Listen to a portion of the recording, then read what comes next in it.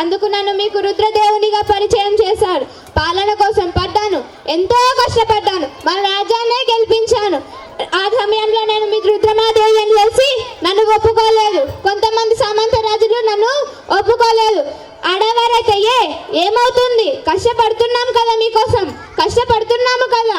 నేను రాజు అని తెలిసినప్పుడు జయహో అన్న వాళ్ళే ఇప్పుడు నిలదీస్తున్నారు. ఎందుకు? నేను ఒప్పుకోలేదు. నేను నా కోపంతో వారిని ఎప్పుడో ఓడించాను.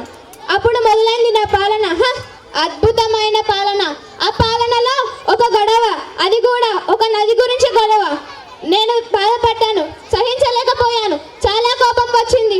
అప్పుడు నేను అన్నాను, ఒక తల్లి పాలు తాగిన వాళ్ళం, అన్న తమ్ముళ్ళం, అక్క చెల్లెలమైనప్పుడు ఒక నీళ్లు తాగే వాళ్ళం, ఒదిగే వాళ్ళం, అన్న తమ్ముళ్ళం, అక్క చెల్లెలం కాలేమా?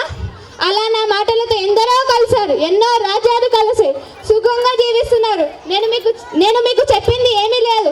ఆడవారిని ముందుకు రానివ్వండి, వారిని కష్టపడనివ్వండి, వారిని ఎంతో పని చేయనివ్వండి, వారికి ఒక అవకాశం ఇచ్చి అధికారం ఇవ్వండి. ధన్యవాదాలు.